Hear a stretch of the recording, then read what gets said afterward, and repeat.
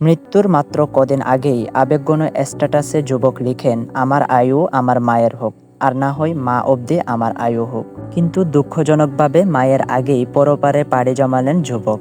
বলছিলাম চট্টগ্রামের ফটিকছড়ি উপজেলার কাঞ্চননগর ইউনিয়নের মধ্য কাঞ্চননগর গ্রামের মনারবাড়ির মোহাম্মদ রফিকের মেজ ছেলে হাফেজ মোহাম্মদ সাকিবের কথা। ঈদের আনন্দ স্বজনদের সাথে ভাগাভাগি করার জন্য ঈদ উপলক্ষে দেশে আসেন সাকিব। কিন্তু কে জানতো এই আগমনটাই হবে তার শেষ আগমন।